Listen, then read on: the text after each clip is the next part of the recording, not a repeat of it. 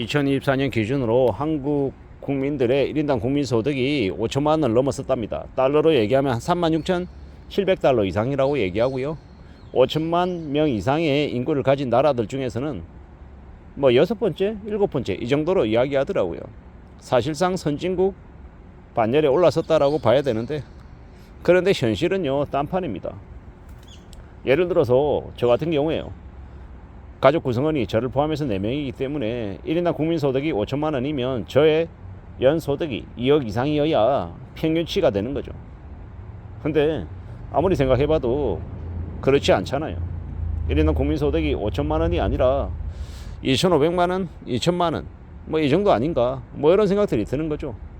그러면 단순하게 계산하면 제가 1년에 1억을 벌지 못하면 옆 사람이 저하고 똑같은 조건의 4인 가족이다라고 하면 어떻게 됩니까?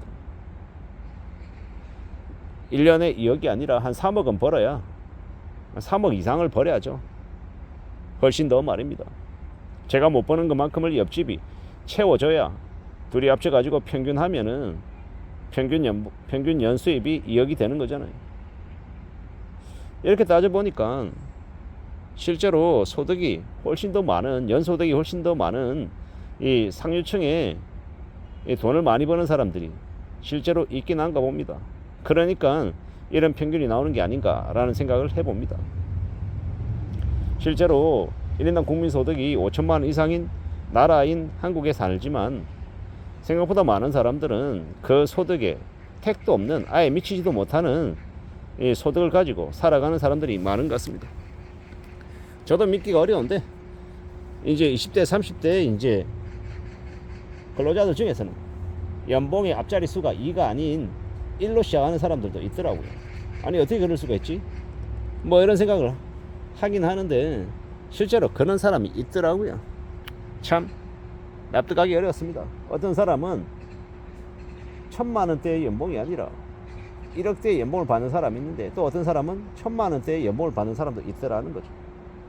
참 사는 게 이게 뭔가라는 생각이 듭니다. 이렇게 이제 생각보다 소득이 적은 사람들도 많은데 겉으로 보면 다 부자 같죠. 너도 나도 알 거 없이 전부 다 유럽 여행 가고 미국 여행 가고 차는 전부 다 뭐 벤츠에 아우디에 포르쉐 끌고 다니는 것 같고 다들 여유 부리며 사는 것 같습니다.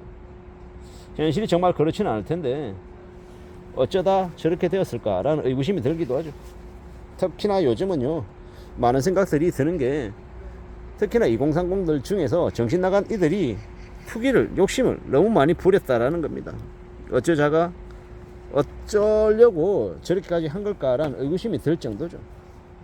뭐 삶의 책임은 개개인들이 각각 알아서 지는 거라 뭐 개인의 삶인데 누가 뭐라 할 수 있겠습니까만은, 그 개개인의 삶이 흥청망청이고 무책임하고 되게 투기에 가깝게 살아가다 보니 우리 사회 전체가 그렇게 흘러가는 건 아닌가라는 두려움, 염려, 걱정, 공포 이런 것들이 생기는 것도 사실입니다.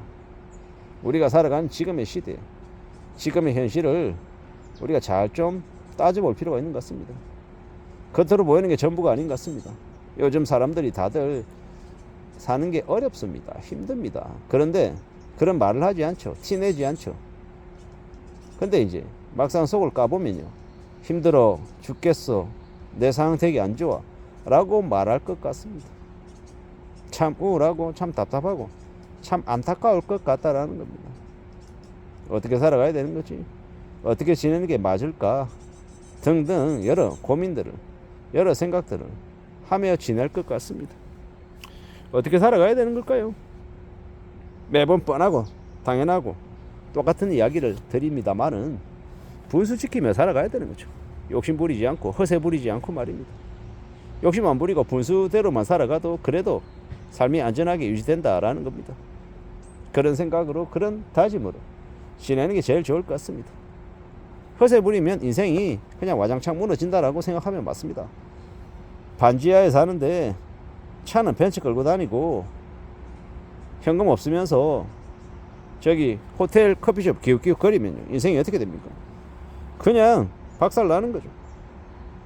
돈도 없으면서 빚내 가지고 주식하고 뭐 빚내 가지고 아파트 뭐 계약금 마련해가지고 집어넣고 중도금 무이자 잔금은 세입자 받아가지고 치르겠다 이렇게 안일하게 생각했다가 자기 생각대로 안 되면요 와장창 무너지는 거죠.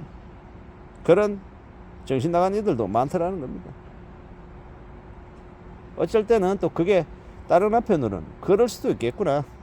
그 사람들의 행동을 동의하거나 지지하는 건 아닌데 어떨 때는 오죽하면 그들이 그런 결정을 내렸을까라는 생각도 듭니다. 남들은 되게 예롭고 풍요롭게 사는데 자기만 인생이 구질구질하고 되게 하층민 같아서 그 바닥에서 좀 벗어나려고 발버둥 치고 아둥바둥 거리다 보니까 무리하게 연끌해서 비투해서 인생이 와르르 무너지는 경우를 보면 참 100번 생각해보면 그래 오죽하면 저랬을까 라는 생각을 해보기도 합니다. 참으로 많은 고민들이 드는 게 요즘입니다. 개백수 세상이라고 하죠. 경제는 망하고 있고 집값은 계속 내려가고 있고 사는 게 빡빡한데 1인당 국민소득은 5천만 원이 넘었다라고 하니 이 현실감이 안 느껴지는 거죠. 이게 뭔가 싶기도 하고요.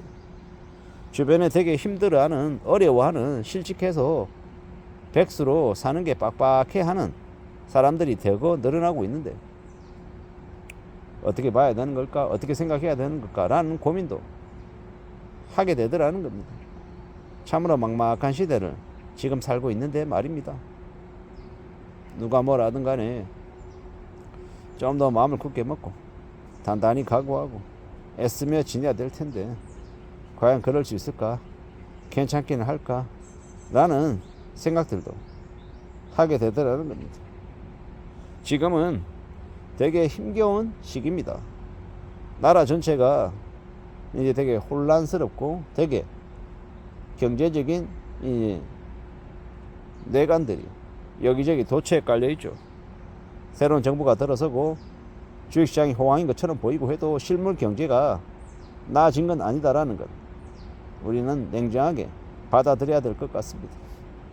부동산 관련한 이 부채들도 언제 어떻게 터져나갈지 모른다라고 봐야 될 것 같습니다.